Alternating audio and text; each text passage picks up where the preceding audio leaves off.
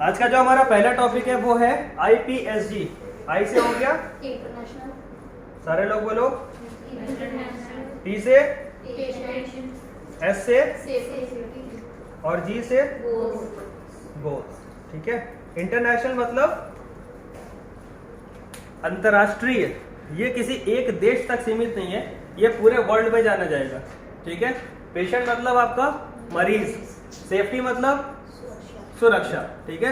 और गोल्स मतलब हमारे लक्ष्य या उद्देश्य। ठीक है। तो अंतरराष्ट्रीय लेवल पर पेशेंट की सुरक्षा के कौन कौन से उद्देश्य हैं, ये हमें सीखना है। ठीक। सबसे पहले तो ये समझो कि ये IPSG आया कहां से। ओके। NABH का तो नाम सबने सुना हुआ है, इंडिया की सबसे बड़ी ऑर्गेनाइजेशन है जो हेल्थ केयर को सर्टिफाई करती है। NABH के ऊपर एक ऑर्गेनाइजेशन है जिसका नाम है JCI। क्या नाम है इसका? जॉइंट कमीशन इंटरनेशनल नाम है इसका। JCI का भी सर्टिफिकेशन होता है जैसे NABH का होता है। ये बहुत महंगा पड़ता है और इसके नॉर्म्स बहुत ज्यादा स्ट्रिक्ट है। ठीक है। NABH में थोड़ी फ्लेक्सिबिलिटी है बट इसमें नहीं। ये अमेरिका की ऑर्गेनाइजेशन है, तो यू कैन अंडरस्टैंड कि किस लेवल का होगा। JCI ने हमको दिया है इंटरनेशनल पेशेंट सेफ्टी गोल्स। इस लैपटॉप की स्क्रीन पर एक फोटोग्राफ लगी हुई है जिसमें IPSG का एक पोस्टर बना हुआ है। इस पोस्टर को आप देख लो, लेकिन याद वो रखना है जो मैं बता रहा हूँ, क्योंकि इससे आप लोगों को पढ़ना और याद रखना थोड़ा सा मुश्किल हो जाएगा। ठीक है। इंटरनेशनल पेशेंट सेफ्टी गोल्स में 6 चीजें आती हैं। कितनी? कितनी? अच्छा, आप लोग में से कितने लोग पहली बार ये टर्म सुन रहे हो? IPSG पहली बार सुन रहे हो? हाथ उठाओ। तुमने सुना है पहले? तो फिर हाथ क्यों नहीं उठा रहे? सभी लोग। इससे पहले किसी ने IPSG नहीं सुना? ठीक है। जब हम किसी चीज को पहली बार पढ़ते हैं ना, तो हमारे दिमाग में बैठती नहीं है, और उसको हमें दिमाग में बैठाने के लिए क्या करना पड़ता है? बार बार रिपीट करना पड़ता है। क्या चाहिए? दो। कोई सी भी ले जाओ, कोई सी भी ले जाओ, आवाज मत करना बस। तो कोई भी नई चीज हम लोग पढ़ रहे हैं उसको अपने दिमाग में बसाने के लिए हमें क्या करना पड़ता है? बार बार रिपीट करना पड़ता है। ठीक है। तो IPSG का फुल फॉर्म क्या है? International patient safety goals. ठीक है। अब इन गोल्स को हम दो दो के पेयर में पढ़ेंगे। पहला दो, फिर दो और फिर दो। ठीक है। इसको पहले चाहो तो तुम लोग नोट कर लो, उसके बाद हम लोग एक्सप्लेन कर लेंगे इसको। सबसे पहला है सबसे पहला है आइडेंटिफिकेशन। क्या है?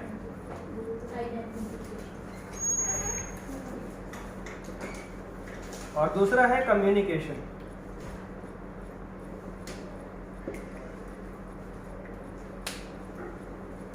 आइडेंटिफिकेशन का मतलब होता है पहचानना। ठीक है। इतनी बात तो क्लियर है, सबको मालूम ही होगा आइडेंटिफाई मतलब पहचानना। ठीक है। सेकंड है कम्युनिकेशन। कम्युनिकेशन मतलब एक दूसरे तक अपनी बात को पहुंचाना।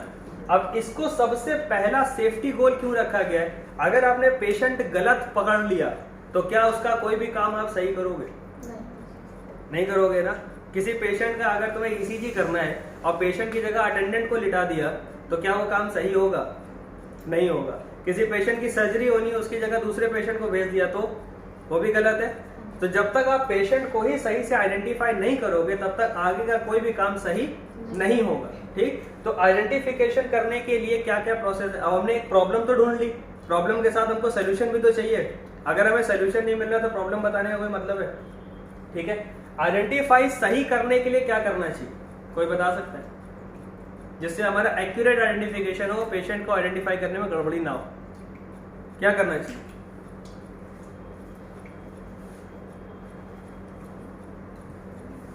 अरे पेशेंट का नाम पूछेंगे। Very good. और कोई टैग वगैरह भी होंगे आइडेंटिफिकेशन टैग? बिल्कुल होता है। यस।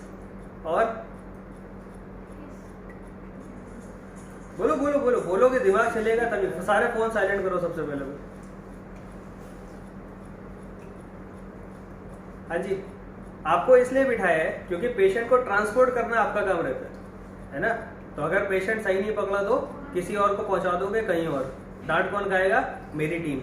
और मेरी टीम डांट खाए तो मैं किसी को नहीं छोड़ूंगा। ठीक है। ये मेरी टीम है, मेरी टीम से पंगा नहीं ले। ओके। चलो, किसी को भी आइडेंटिफाई करने के लिए आपको स्ट्रेट अवे कितनी चीजें कम से कम चेक करनी है? 1, 2 और 3। ठीक है। ट्रिपल कंफर्मेशन करना जरूरी है। इन ट्रिपल कंफर्मेशन में एक चीज कंपलसरी है, बाकी दो आपकी चॉइस है। एक चीज जो कंपलसरी है वो है UHID नंबर। UHID मतलब यूनिक हॉस्पिटल आइडेंटिफिकेशन। हर पेशेंट को एक UHID नंबर देते हो, वो हॉस्पिटल में उसका आधार नंबर हो जाता है, वो नंबर कभी रिपीट नहीं होता। तो कभी भी पेशेंट को क्रॉस मैच करना है तो उसका UHID नंबर जरूर देखना है, ठीक। सेकंड पे उसका नेम, और थर्ड पे उसकी एज या जेंडर। इसके अलावा बहुत सारी चीजें, डायग्नोसिस कौन सा है, डॉक्टर कौन सा है, वार्ड कौन सा है, बेड कौन सा है, बहुत सारी चीजें हो सकती है, बट मिनिमम आपको 3 चीजें तो पेशेंट में चेक करनी ही है। अब क्वेश्चन ये आता है, कोई अगर पेशेंट है भी या अनकॉन्शियस पेशेंट है तो अपना UHID नंबर कैसे बताएगा, ठीक है। इसके लिए एक बहुत ही सिंपल सा तरीका होता है, पेशेंट का रिस्ट बैंड।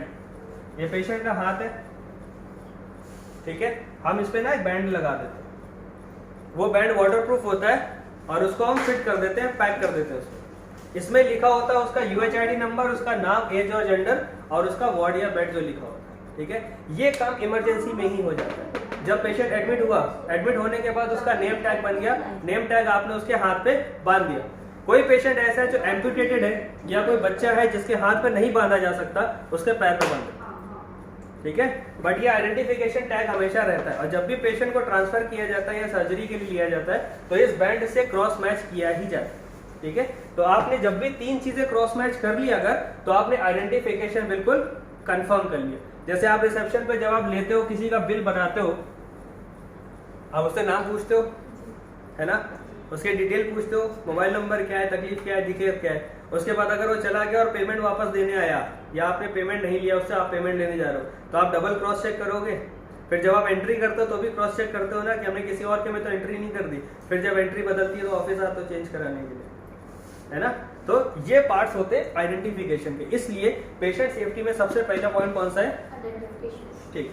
अब आपने आइडेंटिफाई कर लिया, आपने पेशेंट को स्टडी कर लिया, अब उस स्टडी को किसी को बताओगे भी तो, आप ही तो सारा काम करके हॉस्पिटल से भेज नहीं दोगे। तो हॉस्पिटल में होता है कम्युनिकेशन, एक जगह से बात को दूसरी जगह पहुंचाना, उसको बोलते हैं कम्युनिकेशन। ये 2 तरह से होता है। कौन कौन से तरीके से, पहला वर्बल और दूसरा रिटन, ठीक है। वर्बल कौन सा, फोन करके बोल दिया बेड तैयार कर दो, पेशेंट आ रहा है, ये वर्बल कम्युनिकेशन। रिटर्न कौन सा, जो आप लोग हैंडओवर लिखते हो अपना हर शिफ्ट का, वो रिटर्न कम्युनिकेशन है। By law, medico legal laws के हिसाब से हम इसको नहीं मानते। हम किसको मानते हैं, ठीक। इसलिए बोलता हूं डॉक्यूमेंटेशन बहुत मजबूत होना चाहिए। कौन सी फाइल मेडिको लीगल नहीं थी और कब मेडिको लीगल बन जाए कभी नहीं कहा जा सकता, है ना। यहाँ से डिस्चार्ज हुआ, 2 साल बाद उसने केस कर दिया, पेशेंट तो फाइल तो मांगी जाएगी, हो गया मेडिको लीगल। अब आपको याद रहेगा क्या 2 साल पहले आपने उसको क्या मेडिसिन किस टाइम दिया था, नहीं रहेगा। पेशेंट जब हॉस्पिटल में एडमिट हुआ था तब वो क्या कंडीशन में था, आपको याद तो नहीं रहेगा। देखा क्या जाएगा, रिटर्न, ठीक है। अब डॉक्टर साहब ने उसके इनिशियल असेसमेंट में लिखा हुआ है ब्रीदिंग, ब्रेथलेसनेस, कफिंग, इतनी चीजें लिखी है इनिशियल असेसमेंट में, बाकी कुछ लिखा ही नहीं। और पेशेंट कह रहा है हम एलर्जिक थे, हमारी एलर्जी हमने बताई थी, उसके बाद भी इन्होंने वही दवा हमको लगा दी, उसकी वजह से हमको नुकसान हो गया, हॉस्पिटल पे क्लेम कर दो 1 करोड़ का। कैसे जीतोगे केस। इनिशियल असेसमेंट इसलिए बहुत जरूरी होता है, ठीक है। जब वार्ड में पेशेंट आता है तो नर्सिंग का भी इनिशियल असेसमेंट होता है। तो में से कितने लोगों को ग्लासगो कोमा स्केल पता है,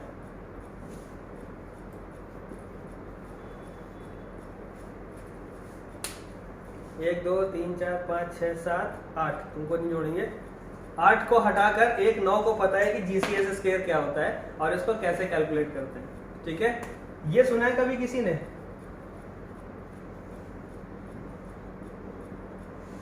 फॉल रिस्क असेसमेंट सुना है, नहीं सुना। ये क्या है और क्यों जरूरी है ये फिर कभी बताएंगे, लेकिन ये बहुत जरूरी है, ठीक है। अगर किसी पेशेंट की फॉल की हिस्ट्री है, फॉल की हिस्ट्री ऐसा नहीं कि एक्सीडेंट हो गया और गिर गया, अपने आप किसी वजह से चक्कर आ गया गिर गया, तो वो फॉल रिस्क असेसमेंट में आता है, और इसका मतलब उसको कहीं ना कहीं न्यूरोलॉजिकल डिसऑर्डर हो सकता है, ठीक है, और दोबारा फॉल होगा तो वो प्रॉब्लम में आएगा। ओके, खैर हम लोग बात कर रहे थे कम्युनिकेशन की। तो हमारा कम्युनिकेशन 2 तरह से होता है, एक वर्बल और एक रिटन। वर्बल कम्युनिकेशन एक्सेप्टेबल है, जैसे आप ड्यूटी डॉक्टर हो, आपने सीनियर डॉक्टर को फोन किया, अधीन सर से कुछ पूछा आपने और उन्होंने आपको बताया ये काम कर दो, आपने फाइल पे नोट डाउन कर दिया, if you have the authority, just in case, अगर if you have the authority to write down, तो आपने क्या करना है, जो भी उन्होंने बोला आपने लिखा, उसके बाद नीचे लिख दिया वर्बल ऑर्डर बाय डॉक्टर, उनका नाम, ठीक, और उसके बाद उनके टाइम। तो ये वर्बल ऑर्डर उनके एक्सेप्टेबल है, बट जब भी वो राउंड पे आएंगे उनको इसे क्रॉस चेक करना होगा। क्रॉस चेक करने के बाद वो अपने सिग्नेचर करेंगे, तब ये ऑथराइज्ड होगा, वरना ऑथराइज्ड नहीं होगा। ओके, वर्बल ऑर्डर की एक चीज और होती है, इसको बोलते हैं रीड बैक पॉलिसी। क्या बोलते हैं, बोलो सब लोग, और बोलो, हाँ जोर से बोलो, ठीक है। रीड बैक पॉलिसी का मतलब, सब हमने सपोज फोन किया मैंने और बोला कि bed number so and so को इंजेक्शन फेनेटोइन लगा दो, एपिड्यूरल 2 ml पर आवर के इन्फ्यूजन पे, ठीक है। सिस्टर ने हमको बोला, हमने फोन पे बता दिया उनको। अब सिस्टर को क्या करना है, उन्होंने जब नोट करना है तो उन्होंने रिपीट करना है, sir bed number this, patient name this, injection phenytoin, PHENETOIN phenytoin, ठीक है, कितने इन्फ्यूजन पे 2 ml पर आवर पे, करेक्ट है, यस कंफर्म। ये रीड बैक करना है, क्यों, क्योंकि बहुत सारे ड्रग्स होते हैं एक जैसा नाम सुनाई देता है, उसको बोलते हैं साउंड अलाइक ड्रग्स। वो कल की क्लास में हम लोग डिस्कस करेंगे साउंड अलाइक ड्रग्स में क्या होता है। तो उसकी वजह से मेडिकेशन एरर होता है, उन्होंने बोला कुछ और, आपने लगा कुछ और दिया, इसलिए इसको क्रॉस वेरीफाई करना बहुत जरूरी होता है, ठीक है। तो अगर आप रीड बैक पॉलिसी फॉलो कर रहे हो और वर्बल ऑर्डर की पॉलिसी फॉलो कर रहे हो, इट इज एक्सेप्टेबल, आप कर सकते हो। अंडरस्टूड, कोई कंफ्यूजन है इसमें? कम्युनिकेशन का लास्ट पॉइंट है, कम्युनिकेशन हॉस्पिटल में 4 लेवल पे होता है। किस लेवल पे? सबसे पहले आपका पेशेंट होगा, एक डॉक्टर होगा, एक स्टाफ होगा, ठीक है। पेशेंट डॉक्टर से बात करेगा, पेशेंट स्टाफ से बात करेगा, ओके। कुछ ना कुछ पेशेंट डॉक्टर को बताएगा और कुछ ना कुछ पेशेंट स्टाफ को बताएगा। बहुत सी ऐसी बातें होंगी जो पेशेंट डॉक्टर को नहीं बताता, उसके बाद जब डॉक्टर चले जाते हैं तब स्टाफ को बुला के पेशेंट बताता है कि मैडम ऐसा ऐसा भी है, ठीक है। जैसे राउंड पे आया डॉक्टर, कोई दिक्कत है? नहीं सर कोई दिक्कत नहीं, सब ठीक है।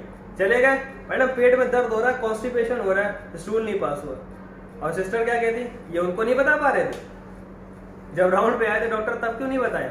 यस और नो, ठीक। तो ये कम्युनिकेशन जो उसने आपसे किया वो किसके पास पहुंचना चाहिए? पहुंचना चाहिए। फिर डॉक्टर जो ऑर्डर देगा वो किसके पास पहुंचना चाहिए?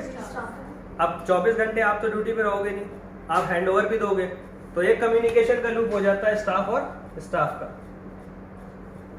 समझ में आ रही बात? ठीक। पेशेंट से डॉक्टर, पेशेंट से स्टाफ, डॉक्टर से स्टाफ और स्टाफ से स्टाफ, ये 4 तरह के पेशेंट के लूप्स होते हैं कम्युनिकेशन के। ये लूप में कहीं पर भी गैप हो जाएगा तो कम्युनिकेशन एरर हो जाएगा। कैसे होगा? पेशेंट ने बता दिया मेरे को इस चीज से एलर्जी है, लेकिन आपने आगे नहीं बताया, होगी गलती? यस और नो? ठीक। पेशेंट ने बताया मेरे को ये प्रॉब्लम है, पहले से थी, लेकिन आपने आगे नहीं बताया, प्रॉब्लम हो जाएगी, ठीक है। डॉक्टर ने आपसे कुछ कहा करने को, ना आपने किया, ना ऑर्डर में लिखा, ना आगे बताया, बहुत कॉमन चीज है। डॉक्टर ने बोला ये टेस्ट भेज देना, या इस टेस्ट की रिपोर्ट आ जाए तो मुझे इन्फॉर्म कर देना, दोनों ही काम आपने भूल गए और आपने हैंडओवर पे भी नहीं लिखा, ठीक है ना। तो वो कम्युनिकेशन एरर में आ जाएगा और इसका अल्टीमेटली नुकसान किसको होगा? और पेशेंट को नुकसान हुआ तो डांट किसको पड़ेगी? ठीक है। तो ये आपको काम में अपनी गलती नहीं करनी। इस गलती को सुधारने का सीधा सा तरीका है, जो इंपॉर्टेंट चीजें हैं लिखते जाओ तुरंत। जिस वक्त राउंड हो रहा है, हम लोग जब राउंड कराते थे हम क्या करते थे, एक छोटी डायरी अपने पास रखते थे, बुकलेट, ऊपर बेड नंबर डाल लिया, पेशेंट का नाम लिख लिया, जो बोलते जा रहे नोट करते जा रहे, छोटी बड़ी चीजें सब उसी में नोट है। उसके बाद हम लोग जब डॉक्यूमेंट करते कोई कंफ्यूजन होता है तो पूछ लेते, इससे ना कोई चीज मिस नहीं होती। और अगर हमको पता है कि हमारी शिफ्ट में ये काम नहीं हो पाएगा, नेक्स्ट शिफ्ट में करना है, तो हम उसी वक्त उसको हैंडओवर पे नोट कर देते थे, बात का चक्कर ही छोड़ देते थे, तुरंत का तुरंत नोट किया, खत्म। अब वो दिमाग से मिस होने का चांस ही नहीं, वो रिटर्न में आ गया, ठीक है। तो ये होता है हमारा कम्युनिकेशन सिस्टम। ये कम्युनिकेशन हमेशा लूप बना रहना चाहिए, कहीं पर भी मिस नहीं होना चाहिए। आप जब हैंडओवर कर रहे हो तो हमेशा रिटर्न में करो, जो भी पॉइंट है लिखो। आपको हैंडओवर की शीट एक दिया हुआ है, उसमें सारी चीजें अलग अलग लिखी हैं, कोई इन्वेस्टिगेशन पेंडिंग है तो, कोई प्रोसीजर पेंडिंग है तो, या कुछ अदर है, या स्पेसिफिक फाइंडिंग है, नर्सेस नोट्स है, उसमें चीजें लिखो। एक चीज और, जब पेशेंट ऑक्सीजन पे होता है ना, तो आपको हैंडओवर पे लिखना होता है पेशेंट की ऑक्सीजन कितने लीटर पे चल रही है। ਨੋਟ ਡਾਊਨ ਹੁੰਦੀ ਹੈ ਸਰ, ਉਹਦਾ ਨਰਸਿੰਗ ਸਾਰੇ ਆਰਡਰਸ ਦੇ ਵਿੱਚ ਲਿਖਦੇ ਹੀ ਹੁੰਦਾ ਸਾਰੇ ਅਸੀਂ। ਲਾਸਟ ਤੇ ਜਦੋਂ ਜਾਂਦੇ ਹਾਂ ਉਦੋਂ ਬਕਾਇਦਾ ਟਾਈਮ ਪਾ ਕੇ ਵੀ ਮੈਂਸ਼ਨ ਹੁੰਦਾ ਵੀ ਇੰਨੇ ਲੀਟਰ ਤੇ ਤੁਹਾਨੂੰ ਹੈਂਡਓਵਰ ਕਰਕੇ ਜਾ ਰਹੇ ਹਾਂ। यस, बहुत सारे पेशेंट्स में नहीं लिखा, ठीक है। तो आपने ये नोट डाउन करना है। क्यों? क्योंकि कभी टेपर किया जाता है, कभी बढ़ाया जाता है, कभी कम किया जाता है। ये नोट डाउन होना चाहिए कि किस टाइम आपने ऑक्सीजन कम करी, किस टाइम बढ़ाई, उससे बहुत ज़्यादा फर्क पड़ता है। जैसे आपका जो म्यूज वाला शीट है ना, मॉडिफाइड अर्ली वार्निंग स्कोर वाला, उसमें जब आप नंबरिंग करते हो इतने लीटर पे कम किया बढ़ाया, तब पेशेंट की कंडीशन का स्कोर क्या जा रहा था वो भी डिपेंड करता है। कभी एक दिन की पूरी क्लास है वो म्यूज वाली शीट पे, उसको आइडेंटिफाई करना कि पेशेंट गड़बड़ क्या कर रहा है। खैर, कम्युनिकेशन समझ में आ गया? हाँ जी। इसमें कोई डाउट है? नहीं। पक्का? हाँ जी। इसके बाद आपका आता है मेडिकेशन सेफ्टी और सर्जरी सेफ्टी।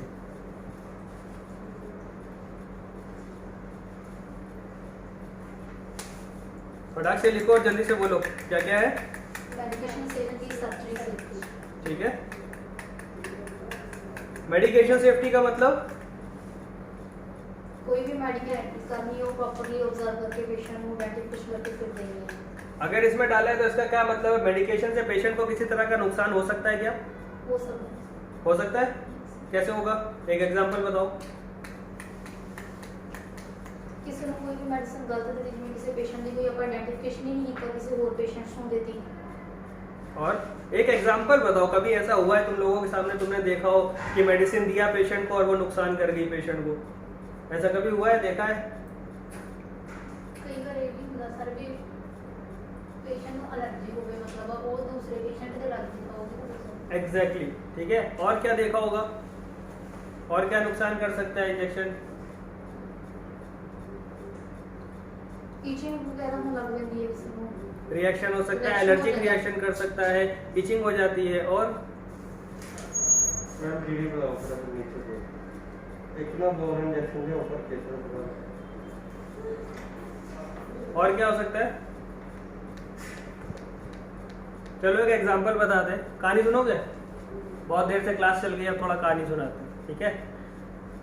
एक डॉक्टर साहब थे, नए नए आए क्लिनिकल प्रैक्टिस में, इमरजेंसी में ड्यूटी लगी।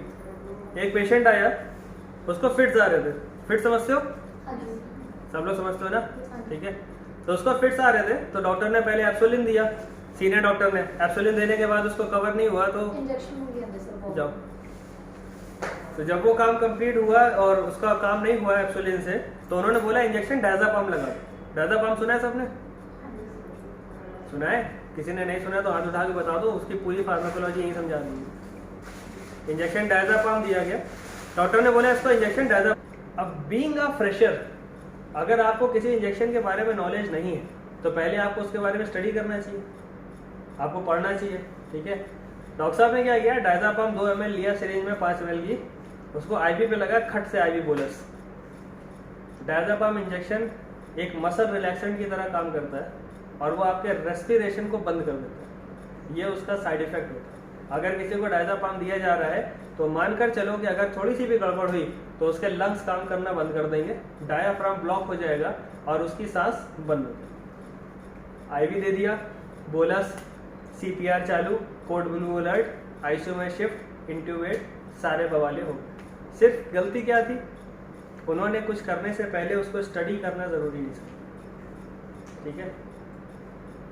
मैं यहाँ पे गलती नहीं दिखा रहा, मैं यहाँ ये दिखा रहा हूँ कि आपको क्या नहीं करना चाहिए, ठीक है?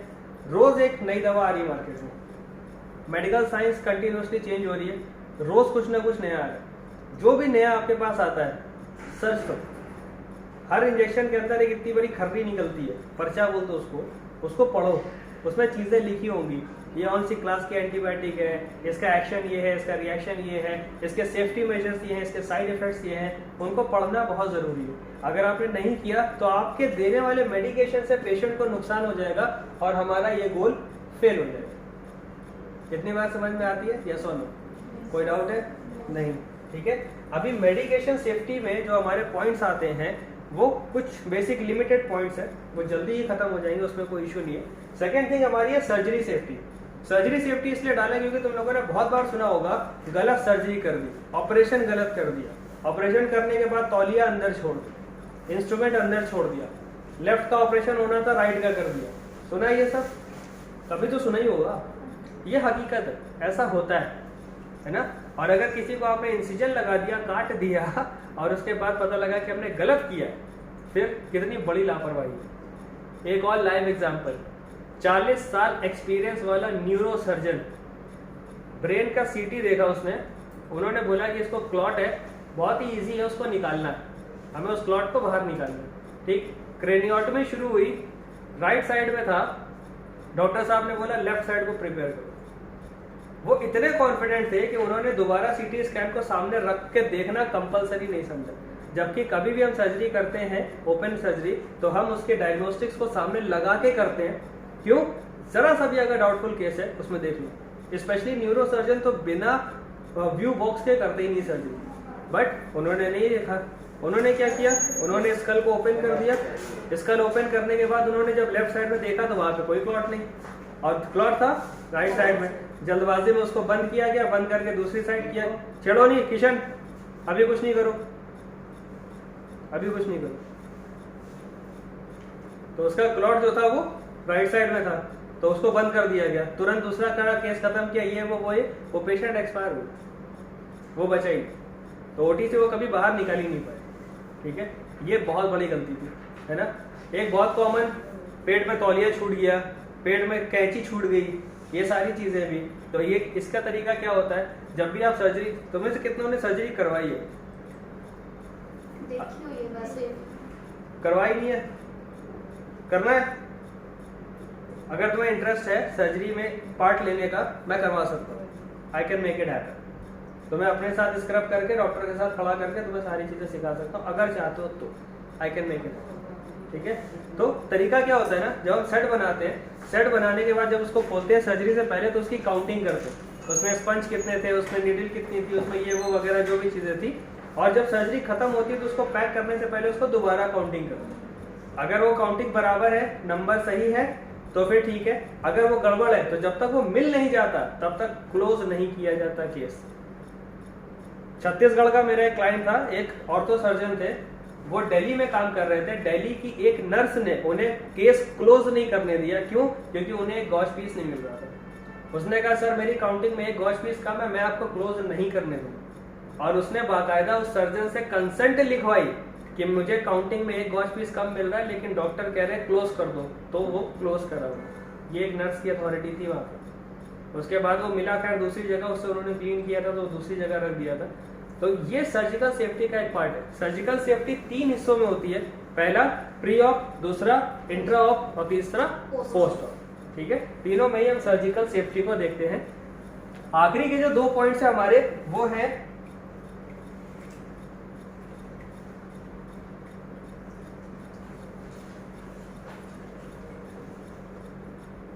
आखिरी के जो 2 पॉइंट्स है वो है HAI सेफ्टी और आखिरी है फॉल सेफ्टी। ठीक है, HAI का फुल फॉर्म है हेल्थ केयर एसोसिएटेड इन्फेक्शन। क्या है? बोलो बोलो, हेल्थ केयर एसोसिएटेड इन्फेक्शन, बोलो, अरे बोलो।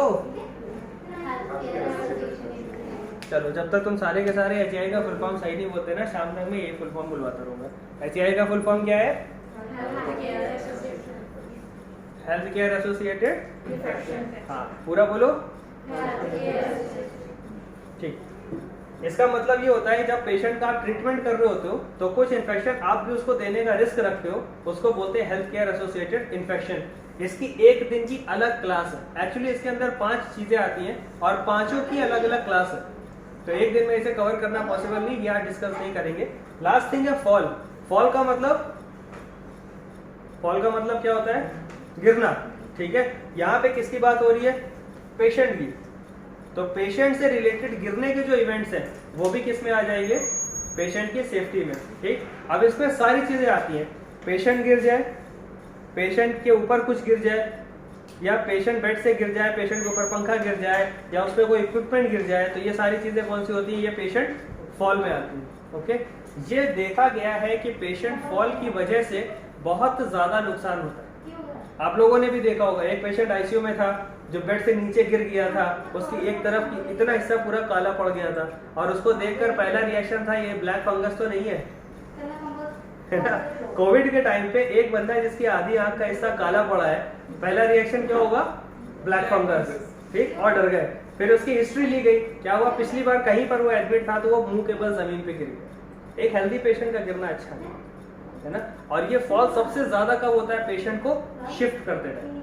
क्यों, पेशेंट को उठाया, स्ट्रेचर पे रखा, स्ट्रेचर खिसक गया, पेशेंट नीचे, स्ट्रेचर से उठाया, बेड पे रखा, स्ट्रेचर खिसक गया, पेशेंट नीचे, या बेड पे रखते रखते और किनारे रख दिया, पेशेंट बेड ही पार कर गया।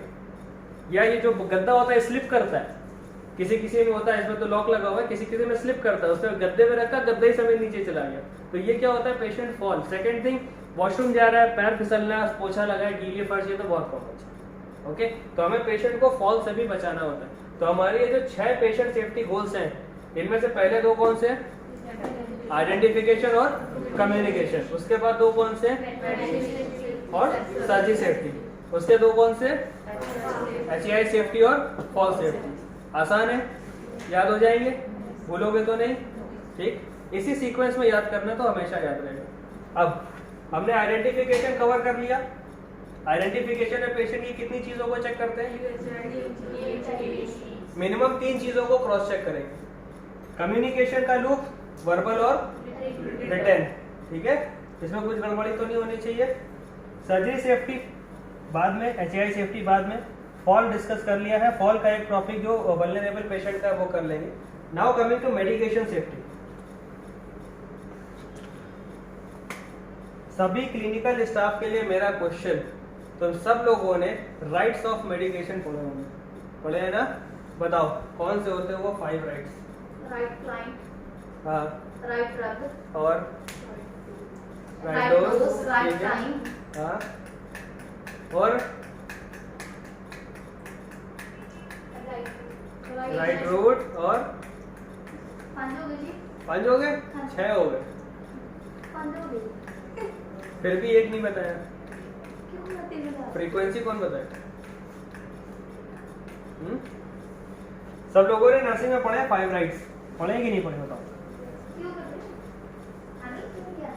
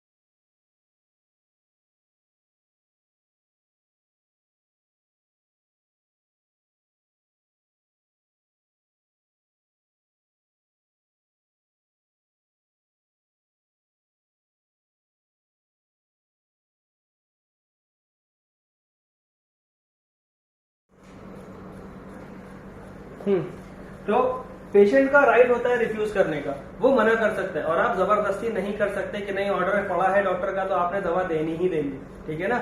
आप क्या करोगे, आप उससे लोगे रिटन कंसेंट, ठीक है, क्योंकि जब डॉक्टर राउंड पे आएगा पूछेगा क्यों भाई दवा क्यों नहीं ली, तो वो सीधे कह देगा हमने थोड़ी मना किया था, फिर आप डांट खाओगे, ठीक। तो जब भी कोई रिफ्यूज करता है आप उससे रिटन कंसेंट ले लो कि हमें ये चीजें बताई गई हैं बट हम अपनी मर्जी से रिफ्यूज कर रहे हैं, कुछ होगा तो जिम्मेदारी हमारी, ठीक है। अगर वो रिफ्यूज कर दिया तो आगे बढ़ने का कोई मतलब नहीं है।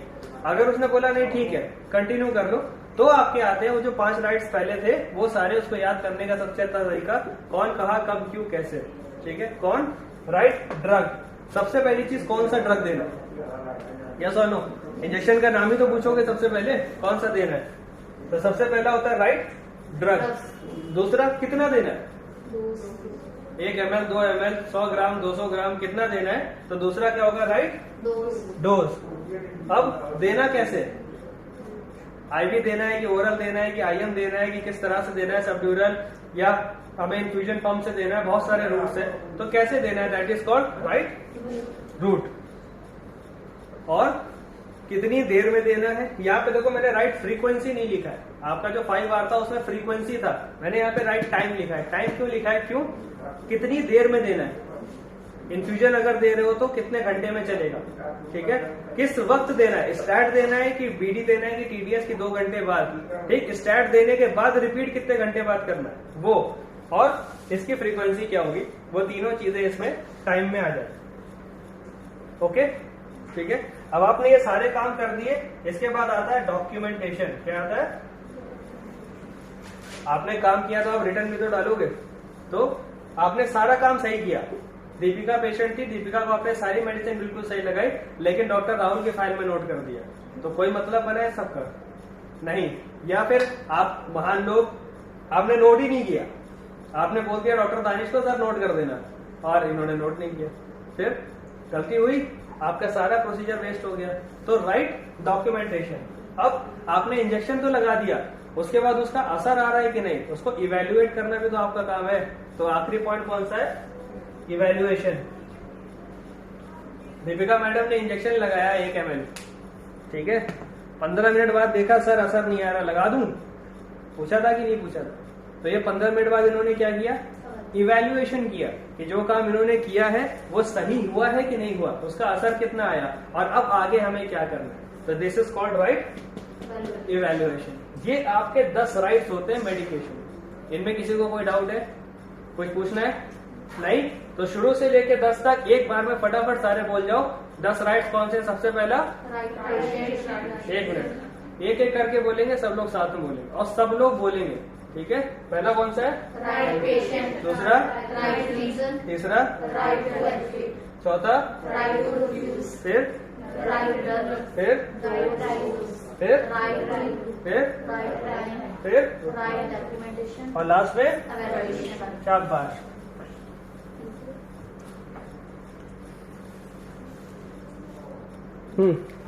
अब बताओ सारे 10 राइट्स कौन से हैं। सबसे पहला राइट राइट पेशेंट, शाबाश, दूसरा राइट रीजन, रीजन, तीसरा right right to education, educate, चौथा राइट टू रिफ्यूज, रिफ्यूज, ये सबसे इंपॉर्टेंट है, ठीक है। उसके बाद राइट ड्रग, ड्रग, फिर राइट डोज, डोज, शाबाश, फिर टाइम, रूट, पहले रूट फिर टाइम, फिर लास्ट के 2 डॉक्यूमेंटेशन और एवेल्युएशन। इवैल्यूएशन। सारे 10 राइट समझ में आ गए।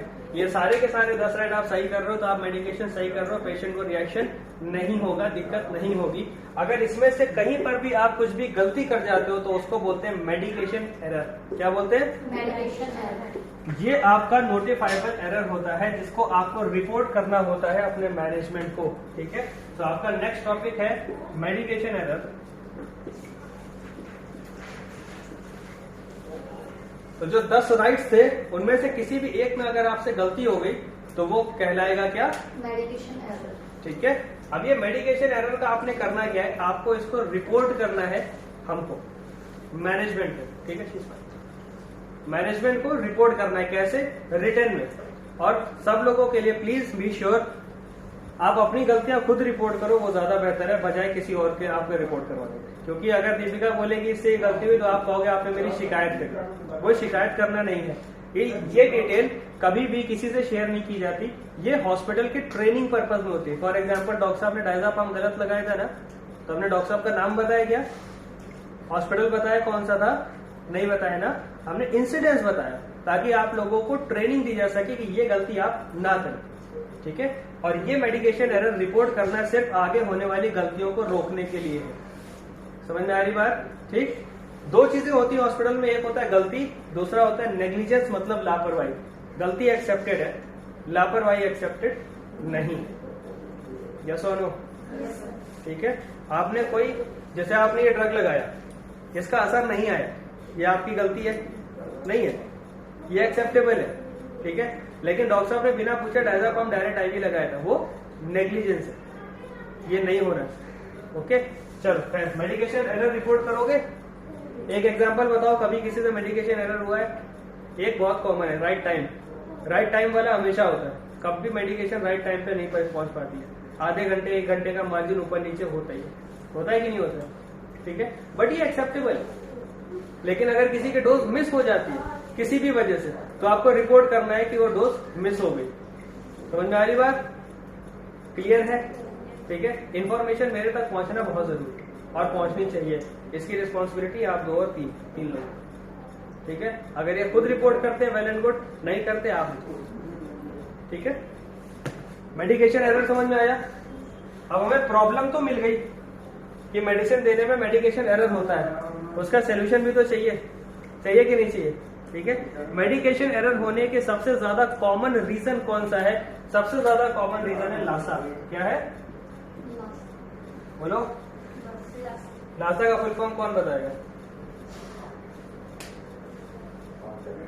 लासा का फुल फॉर्म आएगा लुक अलाइक ते साउंड अलाइक।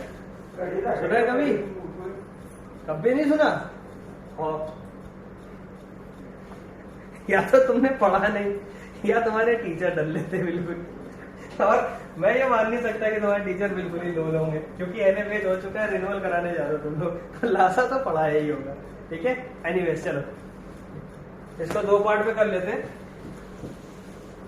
एक होता है लुक अलाइक। लुक अलाइक का मतलब,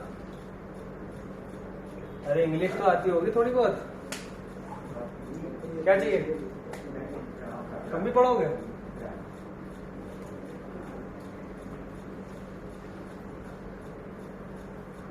ओके चलो, एक लिखा है लुक अलाइक और एक लिखा है साउंड अलाइक। लुक अलाइक का मतलब एक जैसे दिखने वाले, जैसे कि 40 साल के बाद सरदार जी जो पगड़ी लगाते हैं सारे एक जैसे दिखते हैं, आप उनमें डिफरेंशिएट नहीं कर सकते। चाइनीज आदमी, आप चाइना चले जाओगे, जीवन में कभी पहचान नहीं पाओगे ये मेरा दोस्त था कि ये उसका दोस्त था, सारे एक जैसे दिखते हैं। वो कौन है, वो लुक अलाइक है, ठीक। अब जिसके नाम एक जैसे हैं, इसमें भी पंजाबियों का सबसे बेहतरीन एग्जांपल है, सबके नाम हरप्रीत, मनप्रीत, राजवीर ये सब होते हैं, है ना, कॉमन सी बात है। तो सबके क्या होते हैं, एक जैसे सुनाई देने वाले, ये एक एग्जांपल हो गया। अब एग्जांपल पे आ जाओ। एक इंजेक्शन है डायज़ेपाम, तुमने अभी कौन सा इंजेक्शन लगाया था जो 1 ml लगाया था,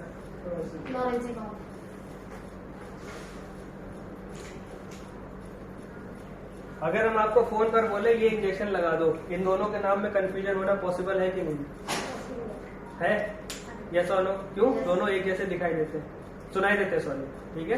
तो ये क्या हो गए, साउंड अलाइक हो गए। जितने ड्रग्स के नाम एक जैसे हैं वो सारे क्या हो जाएंगे, साउंड अलाइक, ठीक है। वर्बल कम्युनिकेशन में रीड बैक बताया था डॉक्टर के टेलीफोनिक ऑर्डर्स में, वो रीड बैक इसी साउंड अलाइक को काउंटर करने के लिए होता है। अगर आपने स्पेलिंग बोलकर सही सही बोल दिया, सपोज हमने इनसे बोला कि लोराज़ेपाम लगा दो, इनको कंफ्यूजन हुआ डायज़ापाम लगा दो, तो जैसे ये बोलेंगे इंजेक्शन डायजा DIA, तो DI नहीं L से स्टार्ट हो रहा है, ठीक है। तो इसकी पॉसिबिलिटी क्या हो जाएगी, खत्म, ठीक है। ये साउंड अलाइक है, सबसे ज्यादा एरर इसके होता है। उसके बाद दूसरा एरर कौन सा होता है, लुक अलाइक का।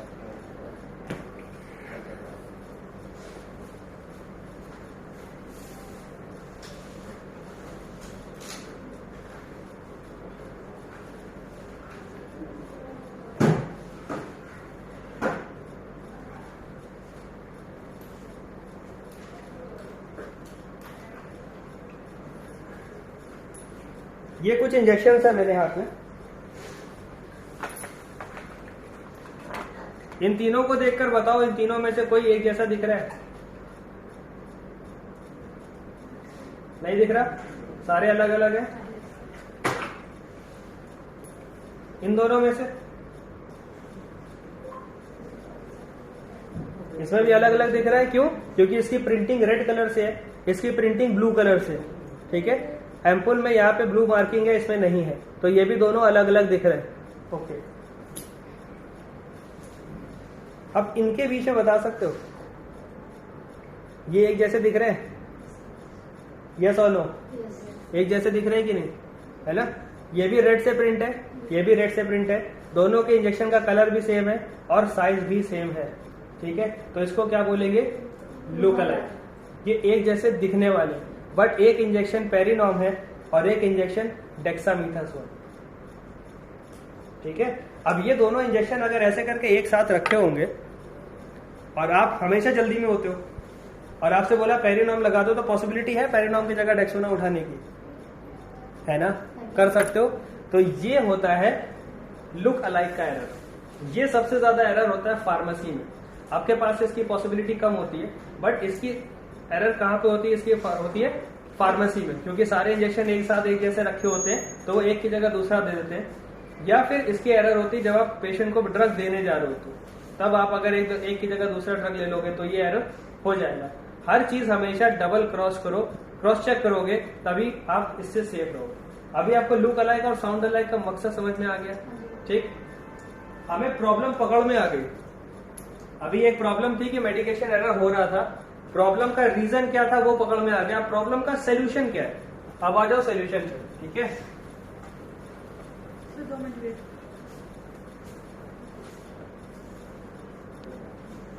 इसका सोल्यूशन सीधा सा ये है कि सपोज हमने सारे के सारे लुक अलाइक को एक ग्रीन कलर से मार्क कर लिया, ठीक है, और सारे के सारे साउंड अलाइक को एक रेड कलर से मार्क कर लिया। अब हमारी जो एल्मेरा होगी ना, जहां पर हम ये ड्रग्स को रखते हैं, वहां पर कभी भी लुक अलाइक और साउंड अलाइक ड्रग्स एक साथ नहीं रखे जाएंगे। ठीक है, अगर दो ड्रग्स एक जैसे दिखाई देने वाले हैं तो एक को यहां रखेंगे और एक को यहां रखेंगे। ओके, एक जैसे सुनाई देने वाले हैं, एक को यहां रखेंगे, एक को यहां रखेंगे। चलो लेट्स कंटिन्यू। ये चीज समझ में आ गई लुक अलाइक और साउंड अलाइक की। दोनों को अलग अलग कलर से कोडिंग से मार्क कर लेते, कोई भी दो कलर ले लो, डजंट मैटर्स कि ब्लू और रेड ही लो, कोई भी दो कलर लेकर उनको अलग अलग मार्क कर लेते हैं और उनको अलग अलग रख लेते हैं, तो ये एरर खत्म हो जाता है। ठीक है, ये काम यहाँ पे खत्म हो गया। लुक अलाइक साउंड अलाइक का मतलब समझ में आ गया? कोई सेग्रीगेशन तो किसी तरह का नहीं है। किसी को अगर इतने में कोई डाउट है तो पूछ लो। एक तो ये कहते हैं सर, वो तो मंथली देखने बुला कोई इतने में किसी को कोई डाउट है? नहीं नहीं है। आगे बढ़े, हमारे दो टॉपिक बचे, एक हाई रिस्क मेडिकेशन और एक इमरजेंसी ड्रग्स। बस ये दो टॉपिक करके आज की क्लास खत्म कर देंगे, बाकी कल कंटिन्यू करेंगे।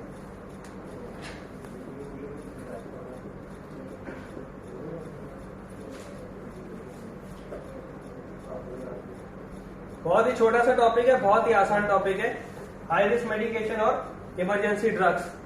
हॉस्पिटल में इमरजेंसी होती है जान का खतरा, उससे बड़ी इमरजेंसी हॉस्पिटल में नहीं है, और इसमें सबसे ज्यादा कॉमन होता है कार्डियक अरेस्ट या हार्ट अटैक।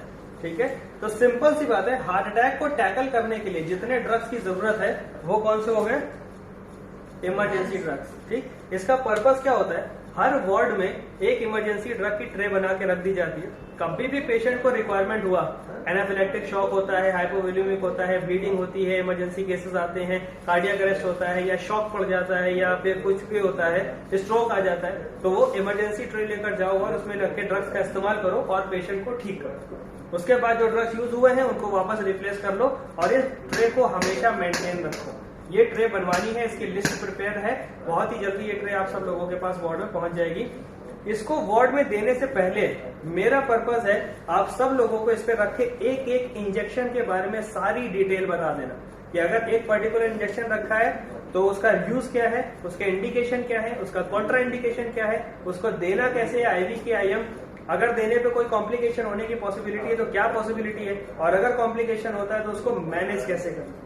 ये सारी ट्रेनिंग जब सारे ड्रग्स की हो जाएगी तो मैं चाह रहा हूं कि इमरजेंसी ड्रग्स की ट्रे आप लोगों के पास पहुंचा। ठीक है, ये एक एक ड्रग स्टडी हमको इंक्लूड करनी पड़ेगी। अभी देखो हमारे 3 टॉपिक हुए, 1 घंटे का टाइम निकल गया, ठीक है, हमें इसको इंक्लूड करना है हर हाल, ठीक है। तो इमरजेंसी ड्रग समझ में आ गए, यस और नो? तो इमरजेंसी ड्रग्स का टॉपिक खत्म। अब आ जाते हैं हाई रिस्क मेडिसिन पे। हाई रिस्क का मतलब होता है वो मेडिकेशन जो पेशेंट को देते टाइम पेशेंट के लिए रिस्क होता है जान का, ठीक है। बहुत से ऐसे ड्रग्स हैं जो पेशेंट को देना भी जरूरी है, लेकिन उसको देने पे उसकी जान का रिस्क भी है। कोई एक ड्रग ऐसा बताओ। इंसुलिन, शाबाश, बहुत बढ़िया। और हेपारिन, वेरी गुड। और गुड, ठीक है, ओके। अभी एक बताया था डायज़ापाम, यस और नो, है ना। तो ऐसे कुछ ड्रग्स हैं जो पेशेंट को देने जरूरी है, लेकिन वो हाई रिस्क है। अब हाई रिस्क होने की वजह से हम उसको दे ना, ये तो कोई मतलब नहीं हुआ ना। पेशेंट एक्सीडेंट हुआ है, पेशेंट मर सकता है, हम उसको ट्रीट ही ना करें, ये तो कोई बात नहीं हुई। हमारी जिम्मेदारी हम सेफ्टी के साथ उसको ट्रीट करें। तो जो इमरजेंसी ये हाई रिस्क मेडिकेशन होती है ना, इसे आपको पहचानना जरूरी है कि कौन कौन से ड्रग्स है और उसको सेफ्टी के साथ इंड्यूस करना है। और सेफ्टी कैसे करोगे, वही 10 राइट्स, मेडिकेशन के 10 राइट्स, उनको फॉलो कर लिया, सारी सेफ्टी होगी, ओके। हाई रिस्क मेडिकेशन कौन कौन से हैं, इसका एक शॉर्ट फॉर्म है, लिखना जाओ, लिख लो, PINCH। ऐसे ही याद रखना है इसको भूलना नहीं।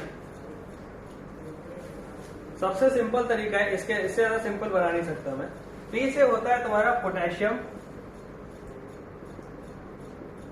And all electrolytes.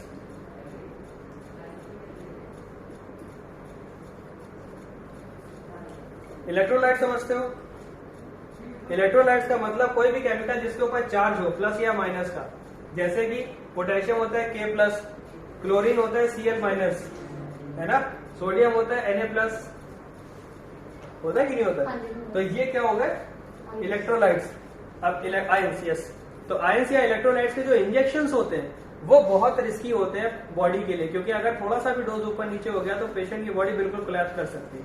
जैसे कि पोटेशियम की ड्रिप अगर फास्ट चली गई, सीधे कार्डियक अरेस्ट है, तो उसको रोका नहीं जा सकता, फिर आपको GI ड्रिप चलानी पड़ेगी, यस और नो।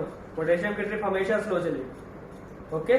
और पोटेशियम के अलावा बाकी कौन कौन से इलेक्ट्रोलाइट्स हैं, sodium chloride, calcium gluconate, iron का इंजेक्शन, ये सारे कौन से हैं, इलेक्ट्रोलाइट इंजेक्शन हैं। और ये सारे के सारे क्या है, हाई रिस्क है।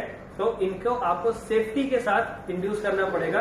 हर इंजेक्शन की अलग सेफ्टी है। जब ड्रग स्टडी पढ़ाएंगे तो एक एक इंजेक्शन के बारे में बता देंगे किसको क्या करना है, ओके। बट कोई भी इंजेक्शन यूज करने से पहले उसके बारे में स्टडी कर लो, फिर यूज करो, ओके। सेकेंड थिंग आ जाती है आई से होता है इंसुलिन। क्या होता है, इसमें सभी टाइप की इंसुलिन आ जाती है। इंसुलिन कितने टाइप की होती है बताओ, जो बता दें इंसुलिन कितने टाइप की होती है और कौन कौन से टाइप से, उसको कल मेरी तरफ से एक आइसक्रीम बोलो।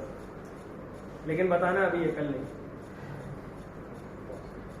हाँ, इंसुलिन के टाइप्स याद करो, ओके। कौन सा इंसुलिन कब दिया जाता है, किस पेशेंट को कौन सा चलेगा और ड्यूरेशन कैसे अल्टर करना है, ये बहुत जरूरी है। समझ में आ रही बात। इंसुलिन बेसिकली 3 टाइप के होते हैं। ये कौन से हैं ये आपका होमवर्क है, कल आके मुझे बताना इंसुलिन के टाइप्स कौन से, ठीक है। फिर हम बताएंगे कि उसको टेपर कैसे किया जाता है, ओके।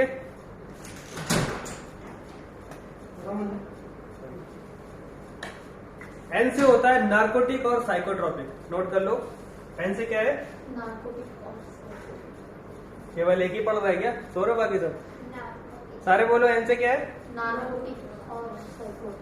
साइकोट्रोपिक या साइकोटिक भी बोल सकते हो, याद रखने के लिए कोई इश्यू नहीं है। इसी में आपके सेडेटिव्स भी आ जाते हैं। क्या आ जाता है, सेडेटिव मतलब, सेडेशन मतलब बेहोशी।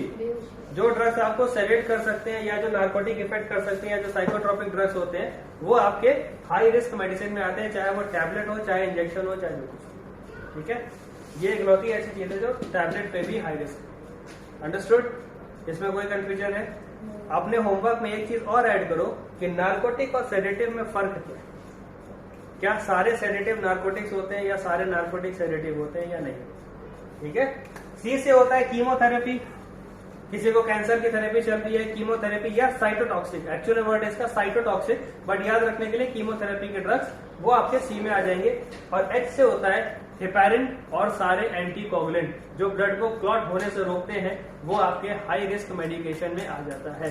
ठीक है, तो ये आपके कुछ हाई रिस्क मेडिकेशंस हो गए। जब भी आप पेशेंट को कोई भी मेडिकेशन दो तो एक बार उसको देख लो ध्यान से कि वो पिंच की कैटेगरी में तो नहीं आ रहा है। अगर पिंच की कैटेगरी में आ रहा है तो आपको उसकी सेफ्टी का स्पेशल ध्यान रखना है और उसके बाद ही उसे यूज करना है। अंडरस्टूड? सर सी पे एलिमो कीमोथेरेपी एंड साइटोटॉक्सिक। साइटोटॉक्सिक का मतलब होता है, देखो आप भी याद हो जाएगा, ठीक है, परेशान मत हो, भारी भारी शब्दों से परेशान होने की जरूरत नहीं, अभी याद हो। इसको तोड़ दो, CYTO टॉक्सिक। टॉक्सिक मतलब जहरीला, ठीक है। किसके लिए जहरीला? साइटो। साइटो मतलब सेल्स।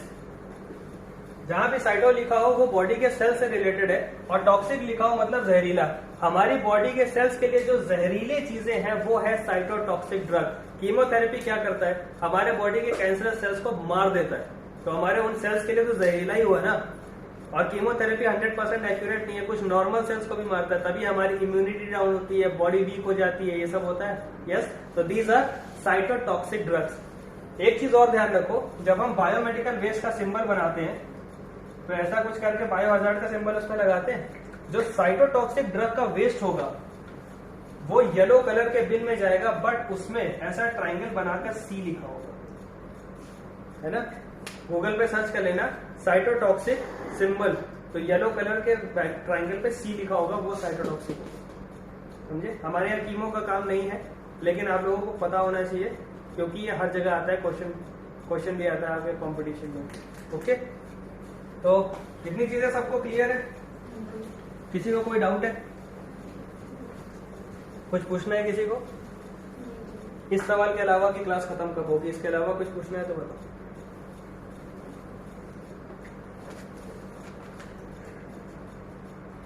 हमारा वल्नरेबल पेशेंट तो आज रहेगी। याद है? क्लियर है? ठीक, लास्ट 2 वर्ड है, 5 मिनट के बाद क्लास खत्म हो जाएगी। पहला वर्ड है आपका एडवर्स इवेंट, और दूसरा है सेंटिनल इवेंट। ये 2 इवेंट्स होते हैं कहीं पर भी। एडवर्स इवेंट का मतलब जो आपने नहीं सोचा और गलत हो रहा है। जैसे आपने किसी पेशेंट को मेडिकेशन दिया और वो रिएक्शन कर गया, तो उसको क्या बोलते हैं? Adverse drug reaction. वो आपने प्लान नहीं किया था लेकिन हो गया, और आपकी गलती भी नहीं थी, ठीक है। ये रिवर्सिबल होता है, मतलब थोड़ी देर के लिए कुछ नुकसान करता है, तो उसको बोलते हैं adverse event. Suppose patient bed से गिर गया लेकिन उसको चोट नहीं लगी, तो वो क्या होगा? एडवर्स इवेंट, ठीक है। सेंटिनल इवेंट के लिए 3 कैटेगरी होती है। पहला, कोई परमानेंट डैमेज हो जाए। परमानेंट डैमेज मतलब फ्रैक्चर हो गया, अब आप उसको वापस नहीं कर सकते, उसको रिपेयर कर सकते हो, ठीक है। सेकेंड थिंग, हॉस्पिटल में उसका स्टे बढ़ जाए। 2 दिन के बाद डिस्चार्ज होना था, अब 4 दिन के बाद डिस्चार्ज होगा या 5 दिन के बाद डिस्चार्ज होगा। थर्ड थिंग, उसकी डेथ हो जाए। ये 3 चीजें अगर हो रही है तो वो एडवर्स इवेंट सेंटिनल इवेंट में कन्वर्ट हो जाता है। ये सेंटिनल इवेंट हमें बिल्कुल भी अपने हॉस्पिटल में नहीं होने देने, कतई नहीं। और ये सबसे ज्यादा होते हैं पेशेंट के फॉल से रिलेटेड। समझ में आ रही बात? कोई नुकसान करता है तो कौन सा इवेंट होगा? एडवर्स। लेकिन परमानेंट नुकसान कर दे, हॉस्पिटल का स्टे बढ़ा दे या पेशेंट की डेथ हो जाए, वो कौन सा इवेंट होगा? सेंटिनल इवेंट, ठीक है। अब पेशेंट बेड से गिर गया लेकिन उसको चोट नहीं लगी, एडवर्स इवेंट है। उसके साथ साथ क्या है? Near miss. Near miss, NEAR miss, मतलब होते होते बच गया, जरा सा होते होते बच गया। सपोज आप किसी पेशेंट को इंसुलिन लगाने जा रहे थे, आपका ध्यान कहीं और था, आप IV लगाने जा रहे थे उसको इंसुलिन, लेकिन आपको तुरंत याद आ गया, किसी ने टोक दिया और आपने बच गए लगाने से, तो वो क्या हो गया? Near miss. लेकिन अगर आपने लगा दिया और पेशेंट को नुकसान हो गया तो क्या होगा? Adverse event. ये बात समझ में आ रही है? ये एडवर्स इवेंट ड्रग्स के केस में भी होता है, जिसको बोलते हैं ADR, एडवर्स ड्रग रिएक्शन। ये साइड इफेक्ट नहीं होता, इतना ध्यान रखो कि ये साइड इफेक्ट नहीं है। साइड इफेक्ट हमारा प्लान होता है कि ये इफेक्ट करेगा, लेकिन कोई ड्रग ऐसा जो प्लान के बाहर कुछ कर दे वो होता है एडवर्स ड्रग रिएक्शन, ठीक। जैसे इसको प्रोपोफॉल का साइड इफेक्ट होना था, लेकिन ये साइड इफेक्ट नहीं था, ये क्या था? ADR। समझ में आ रही बात। इसी तरह से ब्लड ट्रांसफ्यूजन जब कर रहे हो उसका रिएक्शन हो गया तो वो क्या हो गया, ब्लड ट्रांसफ्यूजन रिएक्शन, वो भी एक एडवर्स इवेंट है। और ये सारे इवेंट आपको रिटर्न में हमें रिपोर्ट करने जरूरी है, ठीक है। करोगे रिपोर्ट, देखते हैं। ये रिपोर्टिंग आनी चाहिए, आप 3 लोगों की जिम्मेदारी है, पूरे हॉस्पिटल से सारी रिपोर्टिंग आनी चाहिए, ब्लड ट्रांसफ्यूजन रिएक्शन की और जितनी भी चीजें उन सब की रिपोर्टिंग आनी चाहिए, ठीक है। कल का टॉपिक समझ लो क्या है। कल हम लोग डिस्कस करेंगे वल्नरेबल पेशेंट, उसको आइडेंटिफाई कैसे करना है, उसका चीज क्या करना है, और हम लोग एक डिजीज डिस्कस करेंगे जो है डीवीटी, डीप वेन थ्रोम्बोसिस। आप लोगों को पढ़ के आना है कि डीवीटी क्या होता है, ठीक है, डीप वेन थ्रोम्बोसिस। उसके बाद टाइम बचेगा तो जो हमारा एक पॉइंट बचा है HAI safety, hospital acquired infection, ये कौन से इन्फेक्शन होते हैं, इनको बचना कैसे, उसकी गाइडलाइन क्या क्या है, उनको डिस्कस करेंगे, ठीक। जितना हो पाएगा, बाकी नहीं होगा तो उसको फिर आगे फॉरवर्ड करेंगे। आज की सेशन में किसी को कोई डाउट है, किसी को कुछ पूछना है तो बताओ।